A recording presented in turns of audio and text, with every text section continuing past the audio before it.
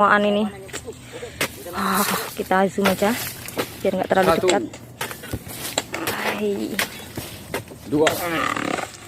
Godes dari Kang Misno channel ya itu ya. Tangannya. Cus. Iya, waduh.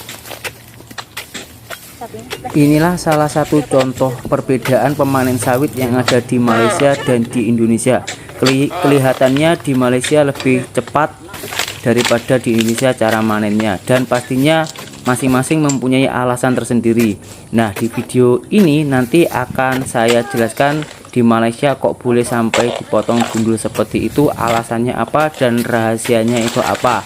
Jangan lupa like, komen, dan subscribe dulu sebelum menonton video ini, dan saya akan menjelaskan dengan fakta yang pernah saya lakukan saat ini karena saya seorang pemanen sawit yang ada di Malaysia.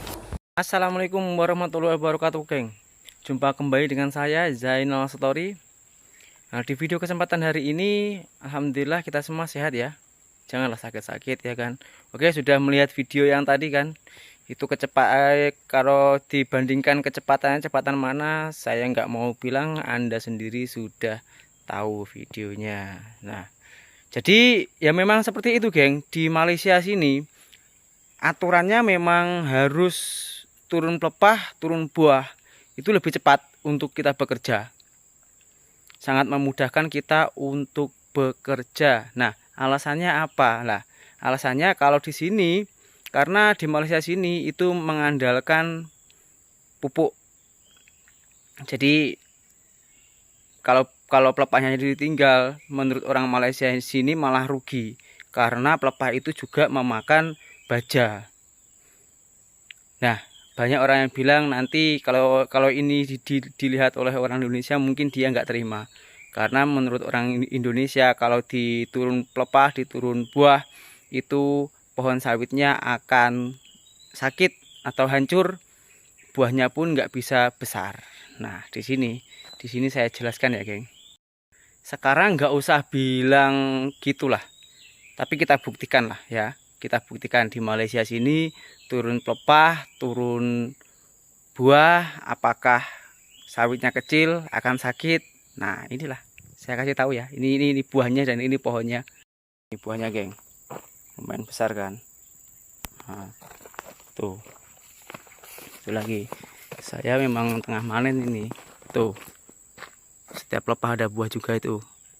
Itu karena masih muda ya, geng. Jadi di sini kan musim terek ya. Ini, geng, ini salah satu pohon, contoh pohon kelapa sawit Malaysia yang sudah bersih. Jadi seperti ini. Nih. Ini nah, ini buah, ini bekas buah, ini pelepah. Jadi ini pun pelepah ya, bekas pelepah. Jadi langsung diturunin semua. Pasti ini pemanen sawit yang ada di Indonesia pasti bertanya, nanti sakit bang, nggak ada buah. Nah, nih kau lihat sendiri, nampak nggak? Belum kelihatan ya. Kalau di sini kalau nggak ada di kamera ini nampak jelas, geng. Itu setiap pelepah itu ada buah. Tapi ini masih kecil ya, karena di sini kan musim terek. Jadi sawit itu pasti ada musimnya, geng. Musim terek. Biasanya setiap setahun sekali. Tapi unggulnya di Malaysia ini kalau musim terek nggak semua. Kamu lihat tuh, tuh sudah ada buah. Tuh sudah ada buah. Tapi masih muda-muda. Ada juga yang tua, geng. Jadi kalau dibilang sakit, menurut saya enggak. Karena di Malaysia sini ya, sini mengandalkan baja atau pemupukan. Kalau dilihat dari tanahnya pun jauh berbeda dengan di Indonesia. Di Indonesia itu lebih subur, geng. Tanahnya di sini lihat kamu sendiri lihat, batu semua ini, geng. Bener-bener batu, ini bukit. Nah, itu bukit ini batu semua. Kalau ini bukan tanah batu, wah, mungkin saya nggak kuat lagi mengangkat buahnya mungkin. Ini pun buahnya sudah besar-besar. Ini pipe saya tadi ya. Tuh, itu buahnya yang masih muda. Tuh, buah besar-besar, geng. Bukan main di sini. Baik, aku kasih lihat lagi tuh. Itu kalau ini ada 3 pelepah, ada 2 pelepah. Memang ada. Tuh. Itu sudah masak keliling tuh. Jadi maksudnya dipotong gundul itu enggak kok gundul sekali seperti itu, enggak geng. Jadi jangan salah paham dulu, di Malaysia ini memang dipotong-potong buah, potong pelepah, tapi disisain pelepahnya dari buah itu ada 1, 2 seperti itulah. Jangan lebih dari 3 lah intinya. Itu lagi seperti itu. Nah itu kelihatan kan, itu 2 atau 3 itu masih ada songgonya lah, sedikit ada pelepah 2 atau 3 itu songgo. Jadi biar nggak terlalu ringan buahnya. No, tuh kelihatan kan, tuh saya zoom. Tuh buahnya tetap banyak geng, tetap bertumpuk-tumpuk seperti itu geng. Saya akan mencontohkan saya manen. Bagaimana manennya saya nggak bisa ya. Kalau memang dulu di konten saya itu ada konten manen sawit, tapi karena dulu itu saya bekerja 2 orang dan sekarang 1 orang, jadi nggak bisa. Karena di sini tempatnya tahu sendiri tuh belakang saya itu bukit. Sini tembakannya bukit semua geng. Nah loh, bukit-bukit. Jadi kalau pakai tripod pun susah ya kalau di sini, karena tempat ini bukit jadi susah. Nah, tapi masalah pemainannya itu di sini orang-orang yang pekerja itu sangatlah mudah geng. Nih bukit, jalannya itu banyak, itu bukit, ini jalan, jadi lori itu lalu di sini. Oke, kita turun lagi, tuh bawah ada jalan lagi, tuh seperti itulah. Jadi memang bisa dikatakan ilmu pemanen sawit yang ada di Indonesia itu nggak berlaku di Malaysia. Sebenarnya bukan nggak berlaku ya, memang ilmunya itu nggak berlaku ya, karena di sini harus turun pelepah, turun buah. Kalau di Indonesia sana, kalau turun pelepah, turun buah, mungkin bisa dipecat sama bosnya ya, kerja seperti itu. Karena kepercayaan orang Indonesia itu merusak pohon akan menjadi sakit. Tapi kalau di sini kebalikannya geng. Kalau di sini kebalikannya, kalau nggak mau kasih turun pelepah, nggak mau kasih turun kalau nggak mau kasih turun pelepah, bisa dipecat geng. Kalau ngomongin masalah jujur, lagi jujur yang orang Indonesia loh ya, orang Indonesia itu jujur orangnya, ya kan. Habis dia disuruh manen buah, ya buahnya aja yang dipanen, pelepahnya tinggal. Itu namanya manen buah sawit. Tapi kalau di sini suruh manen buah, ya sekali pelepahnya turun juga. Seperti itu di sini. Oke geng, sekarang saya kasih tahu rahasianya ya. Saya kasih tahu saya bongkarlah rahasianya orang Malaysia itu menurunkan pelepah sekalian buah, dan buahnya tetap unggul, buahnya tetap besar. Sebenarnya geng, ini saya kasih tahu buat semoga video ini bisa dilihat oleh para petani yang ada di Indonesia. Sebenarnya di sini cuma mengandalkan pupuk. Kalau pupuknya nggak ada, kalau pupuknya kurang, mungkin buahnya pun kecil-kecil. Jadi di sini cuma pupuk yang diandalkan, karena pupuk di sini itu lebih murah daripada di Indonesia menurut saya. Dulu sebenarnya di Malaysia sini pun ada pupuk bantuan dari kerajaan atau pemerintah Malaysia, kerajaan Malaysia lah. Kalau yang punya kebun itu, yang punya kebun dia dibagi pupuk. Kalau di Indonesia setahu saya nggak ada yang segitu. Di Indonesia lawong kok segitu, kok begitu. Indonesia itu dibagi pupuk bersubsidi, itu pun rakyatnya sudah senang sekali. Tapi nyatanya itu pupuk di Indonesia itu sudah mahal, carinya pun agak murah, agak susah. Apa yang pernah saya alami loh ya. Ya meskipun saya nggak punya perkebunan sawit, karena di tempat saya pun nggak ada sawit, tapi kan pupuk di mana-mana sama. Di tempat saya kan sayuran ya. Ngomongin masalah untuk bekerja itu memang jauh lebih cepat di Malaysia daripada bekerja di perkebunan sawit yang ada di Indonesia.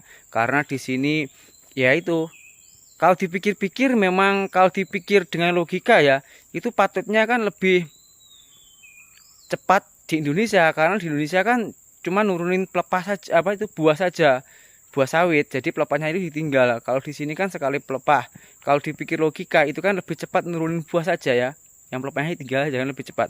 Tapi nyatanya itu malah membuat lambat para pekerja geng. Karena kenapa? Karena kalau di Indonesia dibuat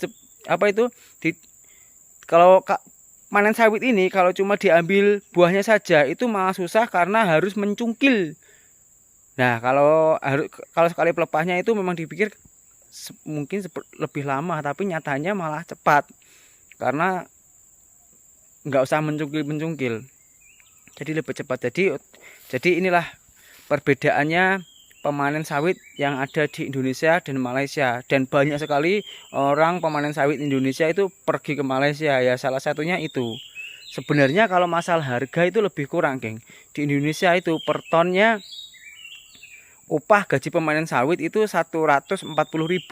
Sedangkan di sini ada yang 40.000, ada yang 50 ringgit, ada yang 60 seperti itu. Kalau di kurs rupiahkan 50 itu hanya 150.000 rupiah, itu 50 ringgit ya. Jadi kan pertanyaan lebih kurang. Cuma di sini kerjanya itu lebih cepat karena kan kerja sawit itu hitungan ton ya, hitungan ton. Jadi kalau kita dapat banyak, jadi otomatis gaji kita pun juga mendapatkan hasil yang lebih banyak.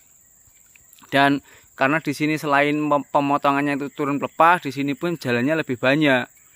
Kayak setiap 4 pohon, 5 pohon itu sudah ada jalan. Sedangkan di Indonesia kan setahu saya harus ngelangsir ya. Kalau nggak ngelangsir itu pakai kereta tolak. Nah di sini kereta tolak atau arko itu angkong, kereta sorong itu nggak berlaku di sini, geng. Nggak berlaku beneran. Karena gimana mau laku di sini sudah jalan semua. Memang kalau tempatnya memang bukit, tapi sini semuanya jalan. Ya, geng, di Malaysia sini berani menurunkan pelepah sekali buah kelapa sawit itu rahasianya ya cuma satu. Rahasianya tentang racun rumput ini dan baja atau pupuk. Jadi kalau di Indonesia bisa menirukan kelapa sawit yang ada di sini, caranya di Malaysia mungkin sudah nggak ada lagi orang yang bekerja di Malaysia. Kalau di tempat Indonesia sana jalannya sudah dekat, terus buahnya itu banyak besar-besar seperti ada di sini, mungkin nggak ada lagi yang orang yang bekerja di Malaysia. Kalau gaji itulah lebih kurang sebenarnya kalau dikuruskan ya, di ringgit dibuatkan rupiah itu lebih kurang. Cuman cara kerja dan tempatnya itu sangatlah berbeda. Di sini lebih mudah, lebih cepat. Dan kerja itu kita lebih semangat kalau pekerjaan itu lebih mudah dan cepat. Kalau lambat kita menjadi ngantuk, ya kan? Sudah letih-letih, nggak dapatnya sedikit, gitu kan lebih malas.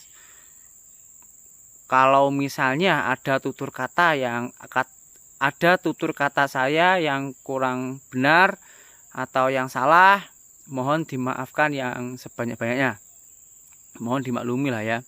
Karena saya juga manusia biasa, masih banyak kesalahan. Kalau ada orang bertanya, saya jawab.